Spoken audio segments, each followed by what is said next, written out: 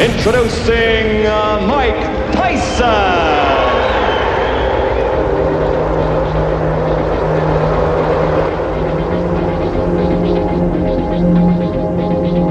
I want a good, clean, hard fight.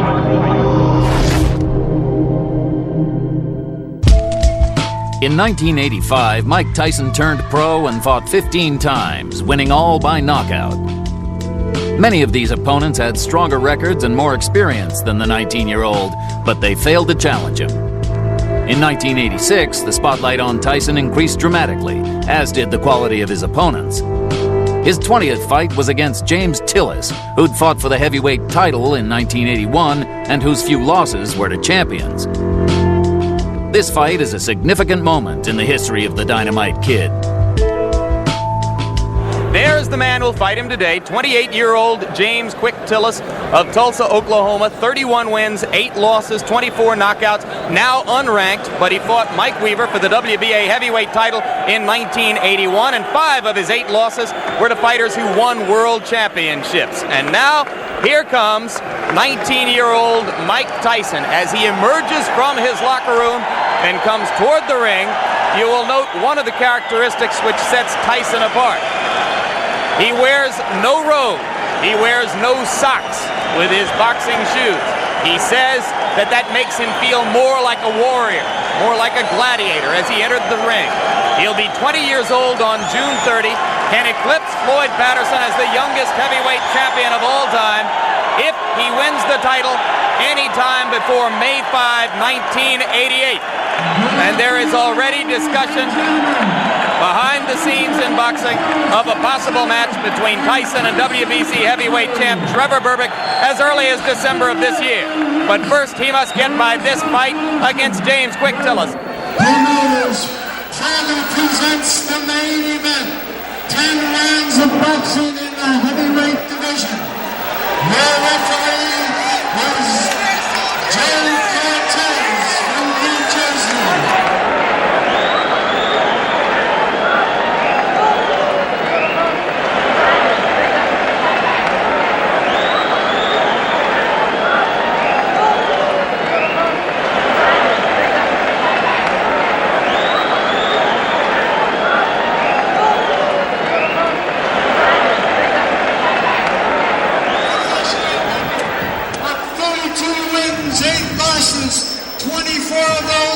By knockout, James "Quick" Tillis. And in the blue corner, from Catskill, New York. Okay.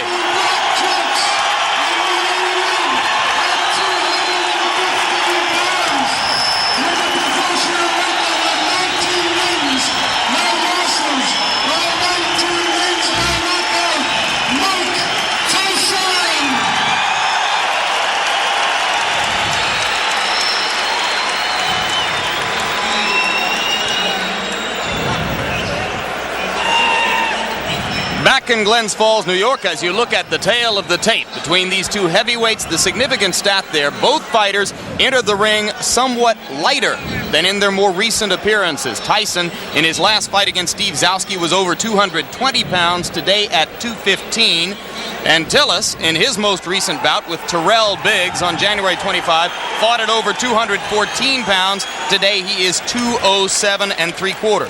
The referee is Joe Cortez. There are 3 judges who will score the fight on the round system with supplemental point scoring in case of a draw. 3 knockdown rule is in effect. No standing 8 count. The mandatory 8 count is in effect. Tyson in the black trunks and James "Quick" Tillis in the white. Customarily, Mike Tyson does not feel his opponents out in round 1. He tries to take them out. He tried to take "Quick" Tillis out with that first punch he threw, and Tillis showed why he may be a little bit different. He moved right out of the way of it, and Mike missed by quite a bit. The key to the fight will be Tyson cutting off the ring and pinning Tillis in corners and on the ropes like he did right there.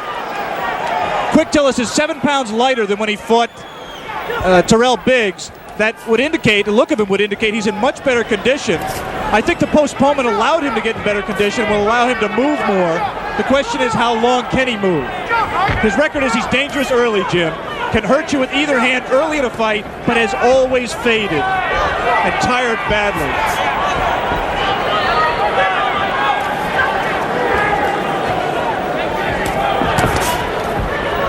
See Tillis delivering the left jab and following with the right. He is not running away from Tyson, and Tyson goes to work on the body.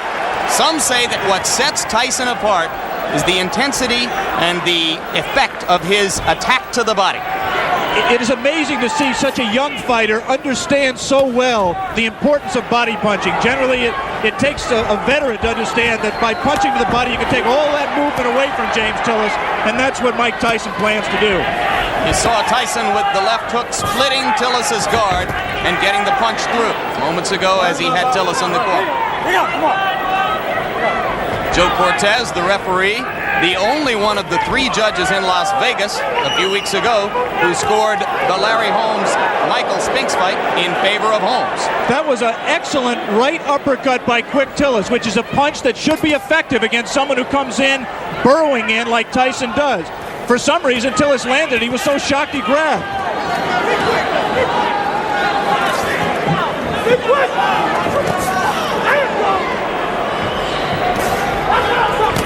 Quick Tillis cannot, in my opinion, win a decision in this fight, Jim. He has to try to take Tyson out while he's fresh.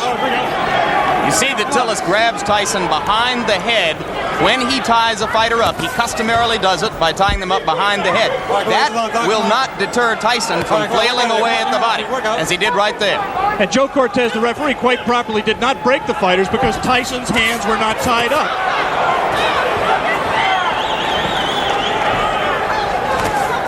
Again, the right uppercut just missed that time by Tillis.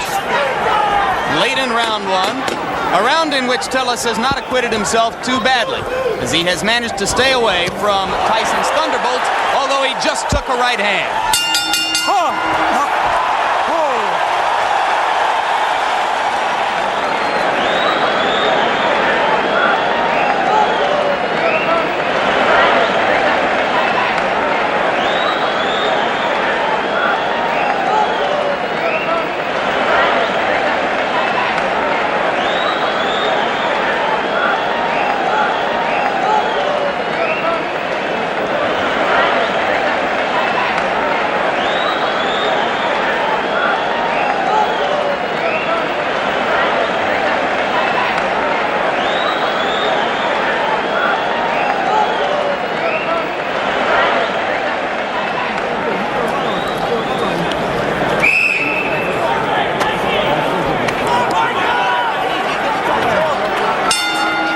Bring you back for round 2, and you hear the bell. As you saw, Tyson did land 1 punch after the bell had sounded to end round 1.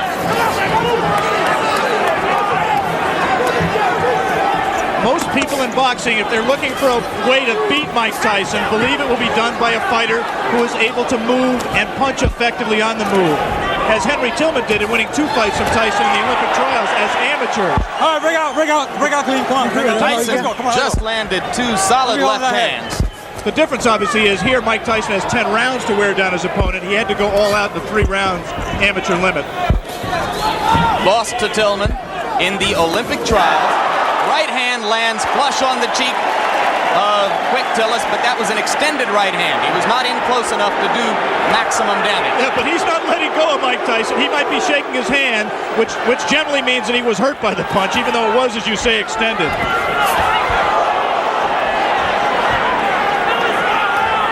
Simply a matter here of Tyson finding the range. He can't be too far outside, but he can't cut so close that he allows Tillis to grab him, as Tillis will always do when Mike lets him.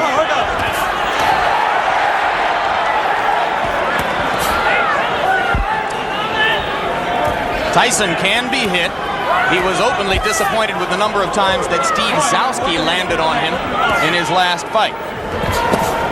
Any custom auto-trained fighter prides himself on his defense. And Mike really was disappointed that Zowski hit him with some right hands, really silly right hands that he should not have been hit with. It was just a loss of concentration. The right hand by Tillis was blocked there. A jab by Mike Tyson, a rare punch for him in his first 19 fights. A punch that he is smart enough to know that he's going to need if he's going to move up to world-class competition. He's been using it more in training and says we'll see a lot more of it in this fight. He just tried it there till Tillis knocked down 2 of them.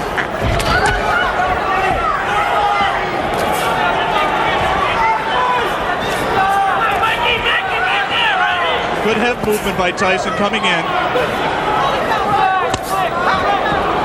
For the moment, Tyson is not nearly as busy as he has been in some of his previous fights against much lesser opponents. No doubt a sign of the respect that he must have for a fighter of Tillis' experience. There's the punch that, in my opinion, is going to win the fight for Tyson. It's that right hand to the body. He won't knock Tillis out with it, but he will wear him down and bring his hands down so he can land punches to the head. He got him with the left. And you saw Tillis staggering backward momentarily. Not seriously hurt, but Tyson has begun to break through the guard around the face. And there's a right hand as Tyson continues to land and round 2 ends. Okay.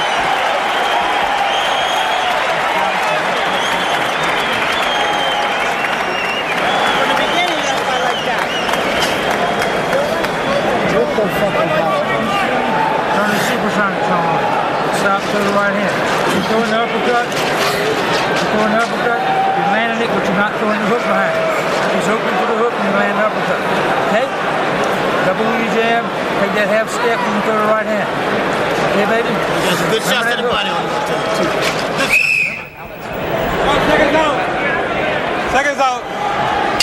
Back in Glens Falls, New York for the beginning of round 3. More than 8,000 people here in the Glens Falls Civic Center. Almost all of them rooting for the fighter that Upper New York State thinks of as its own Mike Tyson. Right now, all of the aggression is out of Mike Tyson. He is keeping his distance. He's trying to learn how to box with James Quick Tillis. It is not, or has not been to date, his fight. So if Quick Tillis has done nothing else, at the present time, he's taken Mike Tyson out of his game plan. Tillis tying Tyson's left arm up there. Tillis' trainer and co-manager Bo Williford said that he had been working with him for the last 6 weeks on tying up Tyson's arms. At that time, Tyson got the left hand through again after ducking a Tillis punch. Just one punch for Mike, and that's not typical. He has to put punches together when he gets inside. Keep busy. Outstrength Tillis on the inside and let his hands go. He is being considerably more careful than in his previous 19 appearances. Remember against Jesse Ferguson, that look at the hand speed by Tyson. That's one of the things that's astonishing, to see a man of this size and this build with such quick hands.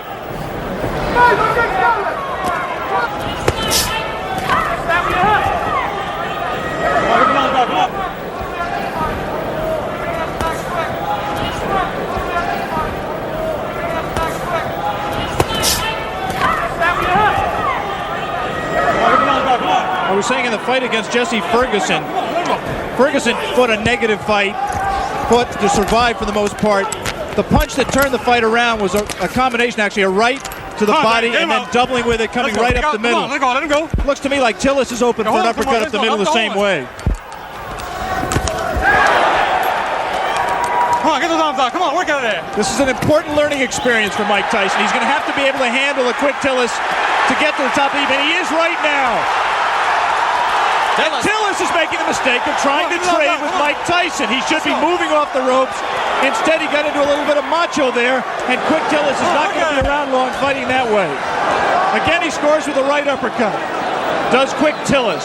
Repeatedly, Tillis has scored with the right uppercut. But Tyson is beginning to wear down Tillis' defenses, particularly when he catches him against the ropes and then releases the hands. Round 3 coming to a close, and Mike Tyson warms to the task once again as the round comes to a close.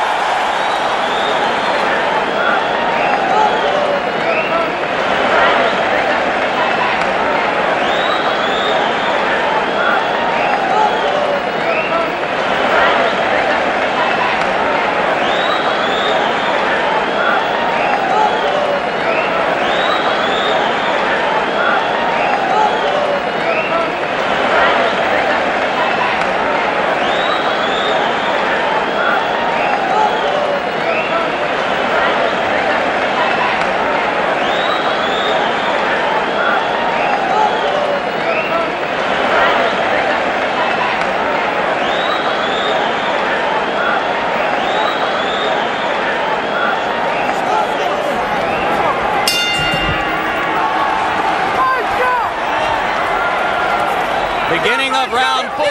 Jim Lampley with Alex Wallow in Glens Falls, New York. If you are scoring in rounds, as they do here in New York State, I had the first round even and have given rounds 2 and 3 to Mike Tyson. Right hand lands on the point of the chin, but he didn't get all of it. And a good left hook by James Tillis. And again, inexplicably, Quick Tillis grabs after he scores the best punch he scored in a couple of rounds. He should put punches together, punch in combination, and he might give Mike Tyson more trouble than he wants. He also can't lunge in with that left hook like that because he's going to get caught. And having felt what Tillis has to offer in the way of the uppercut and that one left hook which scored, Tyson now appears to be a little less shy about stepping up inside. But Tillis is landing punches. He's landing hard punches, and interestingly, Mike Tyson is taking them. I mean, he doesn't want to get hit with them, but one of the questions about him, as it is with all developing fighters, is can he take a punch? Quick Tillis has had people like Carl Williams on the deck twice, Greg Page on the deck, Marvis Fraser hurt. He can punch when he's fresh like this. Switches left-handed. Tillis is a converted southpaw. Punches hardest with his left hook. Fought as an amateur. Fought as a southpaw as an amateur. Turned around in the middle of his amateur career.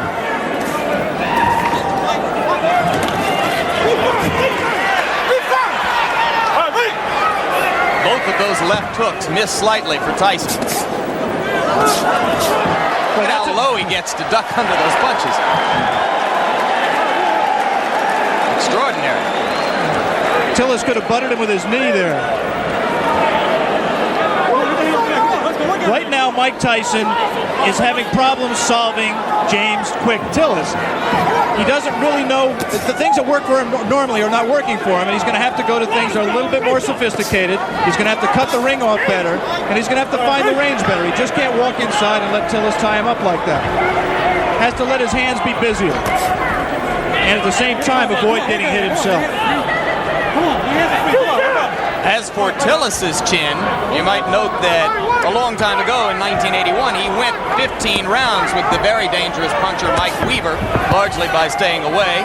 But on the other hand, he suffered a technical knockout in the first round against Tim Witherspoon 2.5 years ago. You'd have to say that is a fluke, the loss to Witherspoon.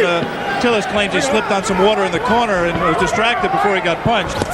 Again, he lunges in and gets caught! The left hand drops Tillis onto the seat of his pants as round 4 is coming to a close.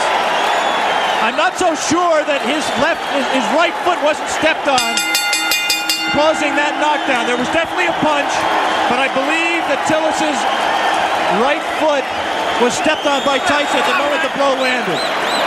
All right, let's stay right here and take one more look at the knockdown.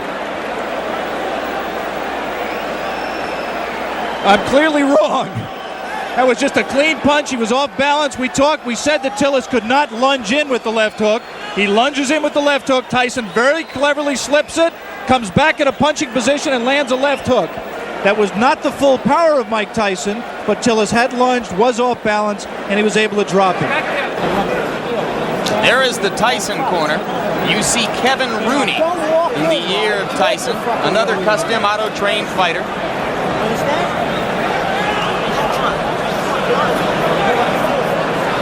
The longest Tyson bout was the fight against Jesse Ferguson. A TKO at 1 minute 19 seconds of the 6th round. Now round 5 begins here in Glens Falls.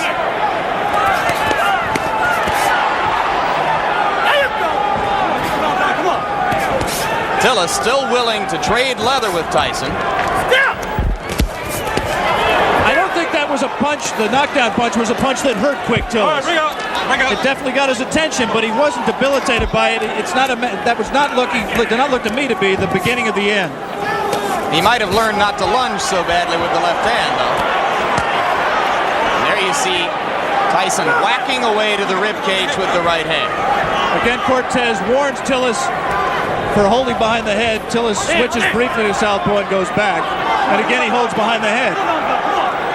Mike Tyson is not doing his job in those clinches. His hands are free, but he isn't using them. Right there. There's no reason for Mike not to rip punches to the body. We talked about his ability as a body puncher. He has it. He just isn't using it. Watch this side, man. Watch this side. Watch this side. All right, bring it up. Let's go. Step back. Tillis turns away for a moment to spit, but so far he does not look hurt, as Alex pointed out. Looks rather fresh. Has had a tendency in the past to tire.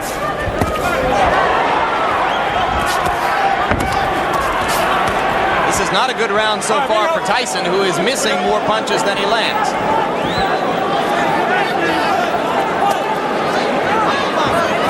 And again, not busy in the clinch. That's frankly astonishing because the opportunity is there for him to do a lot of damage. There, he gave a half-hearted effort at that combination we talked about, the right to the body and the right uppercut, but he didn't land it. Did land punches at the end of the flurry. And that's what he has to do with Tillis. He has to keep punching. He's just letting isolated punches go. Like a single left hook, nothing behind it. He has to punch in combination to be effective. There's a great tendency here to compare Tyson to another young heavyweight, Olympic super heavyweight gold medalist Terrell Biggs. Tillis extended Biggs to the full 8 rounds, where Biggs got the decision, and that was on January 25. Two good short chopping right hands by Tillis. Tyson waiting for Tillis to open up, and those two body punches did get Tillis' attention, and he grabs. Come on, let's go. Just the grimace on his face alone, I think, indicates that Quick Tillis was hurt by those two body punches. And the right hand got through the guard onto the cheek of Tillis, who looks a little the worse for wear now in the last minute of round 5. So after a slow first minute and a half in this round, Mike Tyson has reapplied the pressure. And if he's shown you one thing today, it is that he knows how to close out a round and leave an impression in the minds of the judges.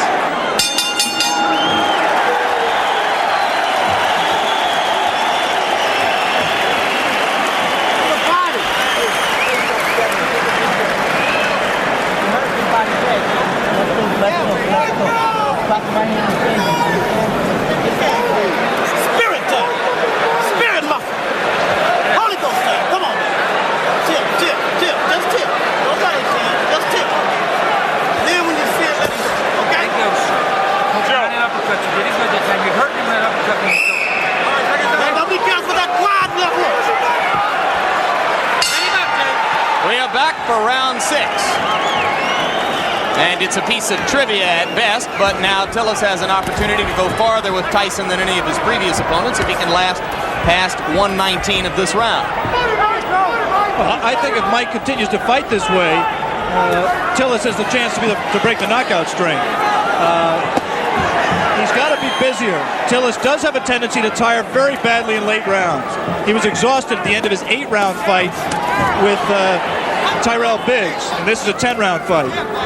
But Mike Tyson has to throw punches that mean something and throw them in combination. Those are just arm punches. There's nothing on those punches. He's just count the number of effective punches that Mike is letting go. And they're very few. Let's go. He's just trailing Tillis around the ring. Not cutting it off effectively. Come on, work out there. Come on, work out your hands. Allowing himself to get tied up, accepting clinches. Now the crowd begins to implore Tyson to give them something a little bit more exciting than what he has demonstrated here. And now it becomes clear that Tillis will last longer than anyone else has, as we have just passed the point at which Jesse Ferguson was bid to stop by Luis Rivera in Troy, New York, a couple of months ago. That punch missed, despite the crowd reaction.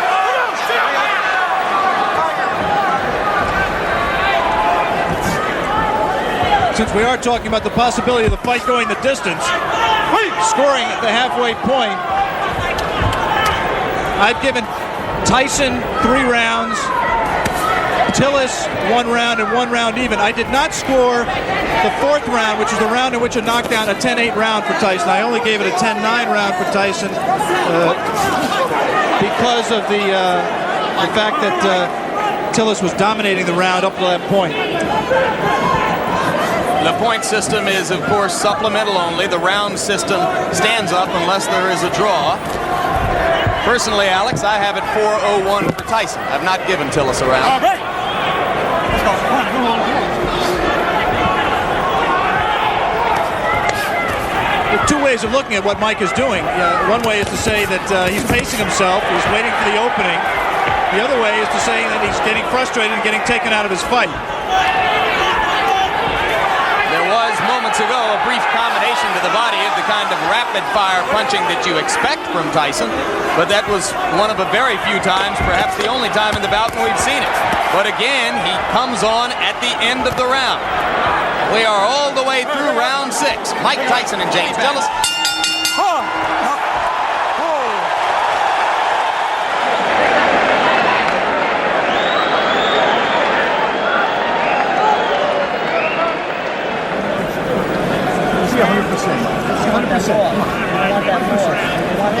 More sevens. Get out there.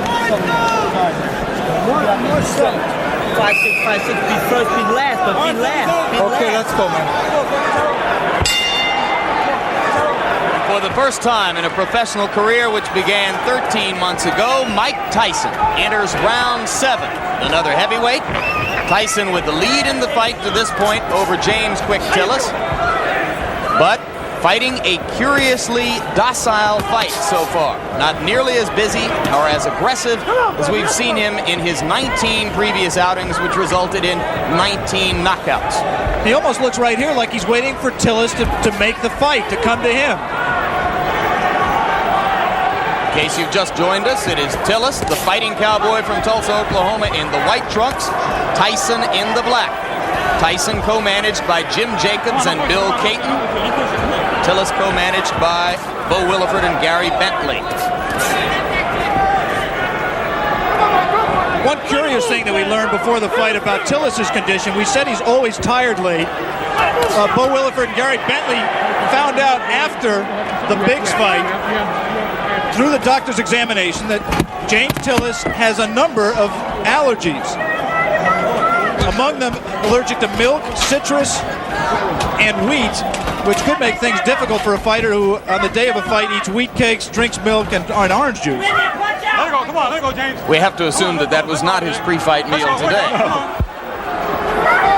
He actually was eating mainly cranberry juice. But it has helped his stamina, and I think he also trained harder for this fight. He realizes this fight means everything to him. He has lost 4 of his last 5.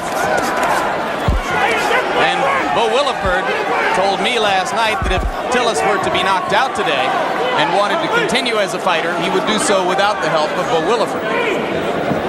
Yeah, this is career time for James Quick Tillis.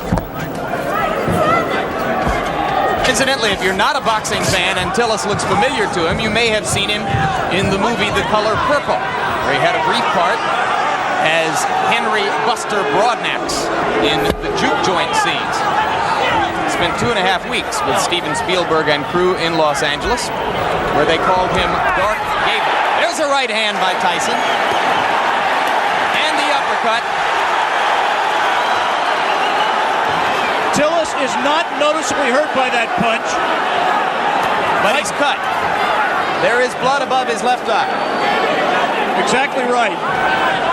Mike was a little bit extended with the punch, did not have the proper range for full power. Now he's at the right range, though. He lands something here. This is where he can be effective. Again, not punching at the body when Tillis grabs him behind the head. Tillis landed a left, didn't seem to faze Tyson at all. We will stay here between rounds, as it is Tillis who tries to flurry at the end of round 7, with the blood now seeping out from an apparent cut above the left eye.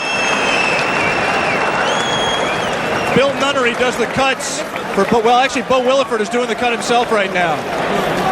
Doctor in looking at it. As we look at Tyson's corner, the action is in the opposite corner, right there where they are working on James Quick Tillis' left eye. Let's take a look back at the action from round number 7.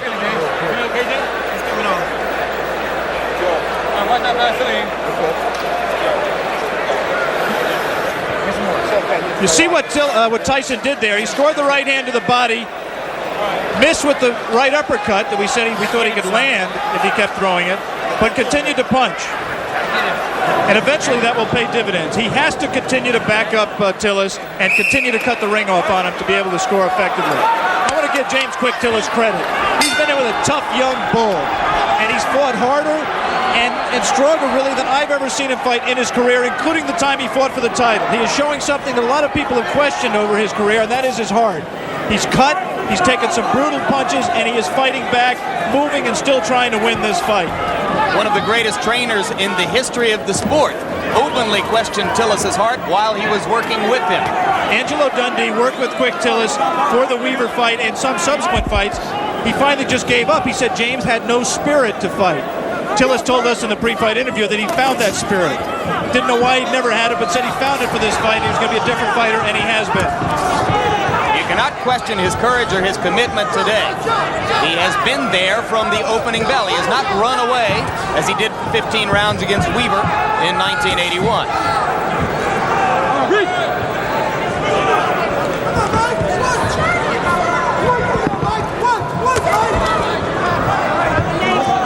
Tyson looped that right hand, and you have to wonder if perhaps Tyson is getting a bit anxious. We are into round 8.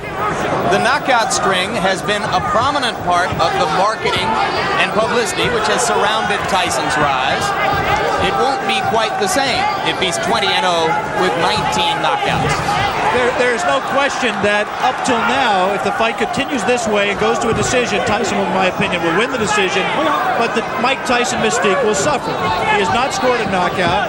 He has not really hurt Quick Tillis, even though he has knocked him down and cut him. And he's let Tillis stay in the fight when other fighters, such as a Tyrell Biggs, really had Tillis out of the fight and in more trouble. In fairness to Tyson, we should repeat, Tillis appears to be in much better condition for this fight. Could that, in fact, Alex, be good for Mike Tyson? Yeah, I think ultimately you're exactly right, Jay. This kind of a fight is absolutely essential to his learning experience. It's obvious for a fighter who punches with as much power and who places as much of his fight plan on power as Tyson does, that any kind of movement cuts down on his power because it doesn't let him set himself as well. It was inevitable that he was going to have to learn how to fight a guy who could move and box. It's good that he's fighting one like Quick Tillis to get that learning experience. And maybe if he has to go to decision to win the fight, then there won't be as many people asking every day, when are you going to fight for the championship of the world? Those same people who are questioning his chin and his ability to go rounds will turn around now, since he's demonstrated that he has not gotten exhausted and he's taken good punches, will now turn around and say, well, he can't punch. Mike Tyson just went left-handed, and that was decidedly left-handed. It's the first time he's been that committed to a left-hand stance since his 4th professional fight. It means he's a little bit confused, a little bit frustrated, and he's willing to try anything new right now.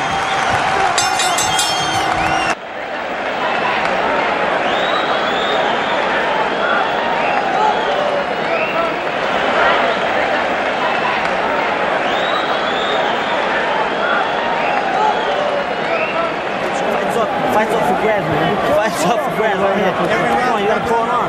Jab, get in. Put pressure on behind the jab. Don't walk straight in. You're not moving your head. Get the jab. You're not moving your head. You gotta punch. You gotta just keep punching.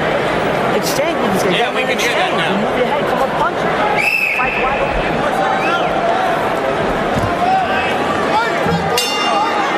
We are back in Glens Falls, New York. James Quick Tillis enters round 9 with 19-year-old knockout phenomenon Mike Tyson. And in Tyson's corner between rounds, trainer Kevin Rooney was imploring him to keep punching, not to stop punching, particularly in the clinches. Come on, work out of it, guys. Come on. Which is exactly what Mike just did. He was in tight, his hands were free, and he did not punch.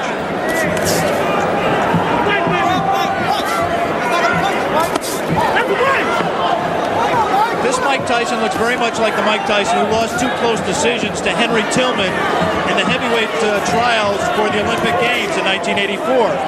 He is confused by the movement.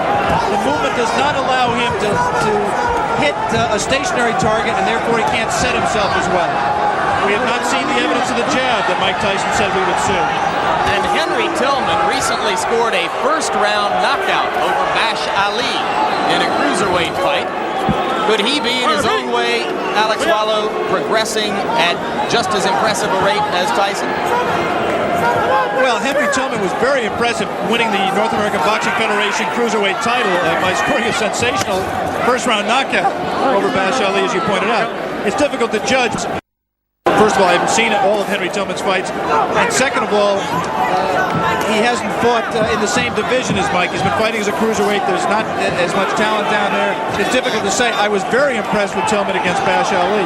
He will be inevitably a future opponent of Mike Tyson, as will Terrell Biggs and a number of other these young heavyweight prospects. Coming up immediately after this fight, our coverage of the Kentucky Derby, beginning of ABC Sports' run through the Triple Crown this spring. Right now we are in round 9. Mike Tyson well ahead in the scoring, or so we would judge it, against James Tillis, but looking for a knockout to keep his 19 knockout string alive. I'm not sure he is looking for a knockout, Jim. He certainly isn't fighting like someone who is. It's possible that, number one, he doesn't know how to knock Tillis out. Tillis has presented a problem to him in terms of power punching that he can't solve. But secondly, it's also possible that Mike Tyson is interested in how he is going to react to fighting rounds. He's heard all the doubters say he can't go 10 rounds or 15 rounds, and maybe he's in the back of his mind trying to find out exactly how he is going to respond in that kind of a fight that he is in no danger, in my opinion, of losing. Maybe in the front of his mind. 22 seconds remaining in round 9. More and more it looks as though Tillis is going to be able to go the distance. And Tyson again is not busy during the clinches when his hands are free and he has a chance to punch. Landed a right hand on Tillis' nose, but again from a long enough distance that it didn't damage Tillis.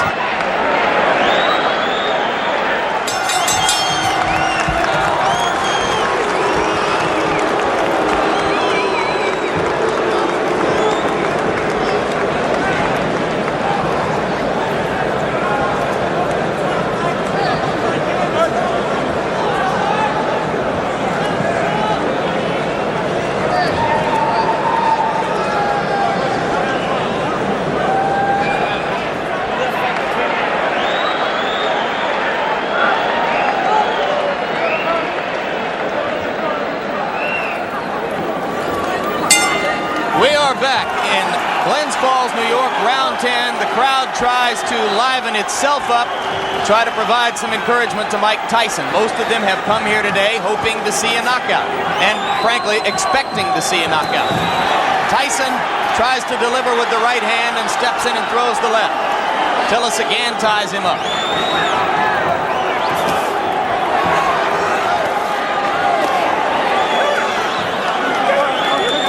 James Tillis is still a dangerous fighter. This is the most power and zip he's had in his punches at this late stage in a fight that I can ever remember. Tyson knows it, and I just don't think he's going to take any unnecessary chances. You can be sure he wants to keep the knockout string alive. But he also is just not going to take any unnecessary chances. He wants to win a decision, win a fight. He'll be 20-0, still undefeated, and in his mind, I think, still well on his way to a heavyweight championship. Could Tillis have revived his career somewhat, even with a loss, if he stands up? Well, this certainly is a respectable showing, and there certainly will be notoriety to the man who broke Mike Tyson's knockout string, especially if Mike resumes the knockout string after this fight. Always difficult to know why a crowd is booing. You can't psychoanalyze 8,000 people. I think it's possible that they're disappointed in Mike's performance. They came here wanting to see him do what he's done in his previous 19 fights, and he doesn't appear at this point to be going all out to satisfy them. Landed the left hand, but Tillis stood right there. Cut is no longer a problem. It has been effectively stopped. Tillis comes straight in.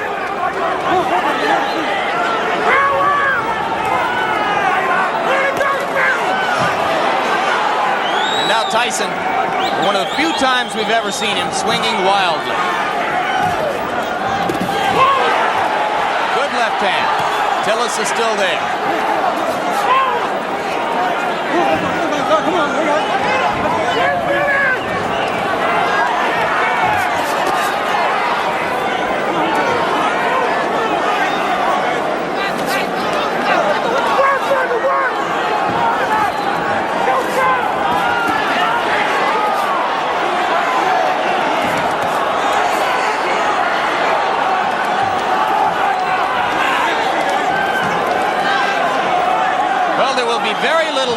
about the decision here.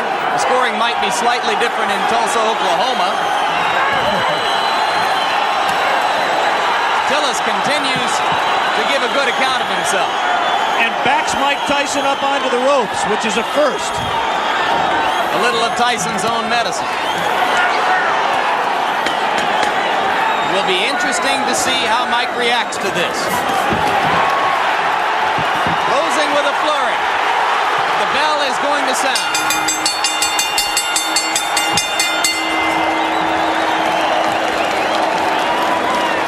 Big smile on the face of Bo Williford as he steps into the ring.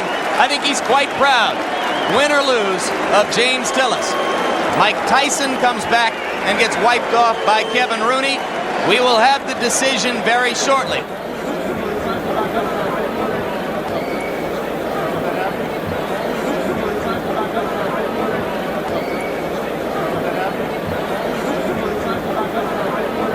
In the middle of the ring announcer Paul LaFleur with the decision. Ladies and gentlemen, here is the official scoring. Judge Bernie Friedkin scores it 6 rounds to 4. Judge Al Reed scores it 6 rounds to 4. Judge Tony Moretz scores it 8 rounds to 2. Decision and still undefeated, Mike Tyson. So for 19-year-old Mike Tyson, moved the record now to 19, or make it 20 wins, no losses, 19 of them by knockout.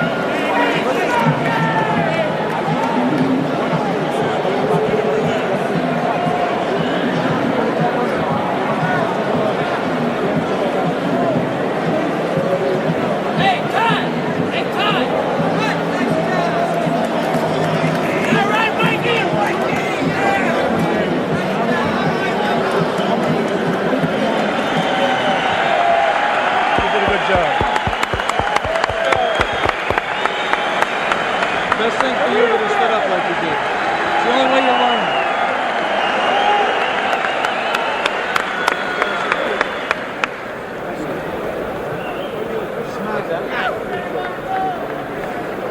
Mike, your reaction to your performance?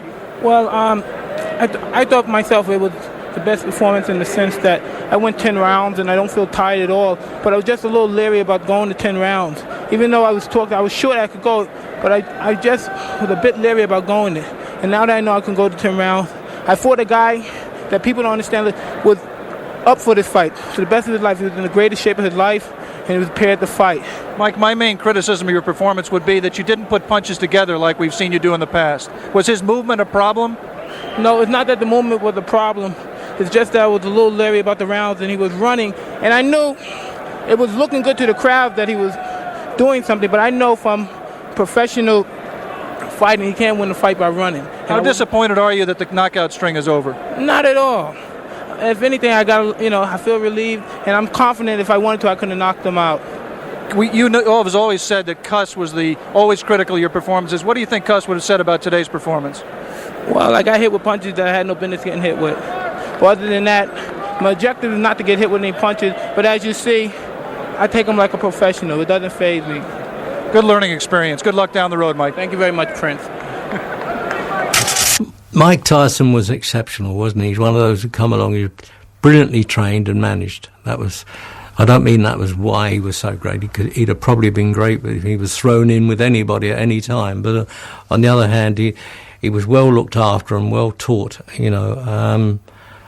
I had some time for Tyson. His behaviour at times could be questioned, I know, but not necessarily in the ring. I mean, all right, he wasn't the cleanest fighter of all, but I mean, that doesn't mean anything. You know, you can be the cleanest fighter and you can't fight a lick, so you may as well be the roughest fighter and get away with it, which he did. You know, well, obviously we always liked watching Mike Tyson because you never knew what was going to happen with him. He was totally unpredictable, really, other than that, sure, he'll win, you know. But Tyson was exceptional. He was, to use the word animal might be a bit of disrespect, really, but he certainly was in the ring. I mean, he feared nothing and he did everything. If he could get away with it, he did. The James Tillis fight was the first time Tyson was pushed to go the distance. Fight 21 against New York gang leader Mitch Green also went to 10 rounds. But then Tyson was back to his old ways, destroying Reggie Gross in the first round of his 20 fight. Iron Mike was emerging as a phenomenon in the boxing world, but behind the scenes, the tide was changing. A man called Don King joins the team in the next Tyson Raw and Uncut. Mike Tyson! I believe he will be the youngest heavyweight champion of all time.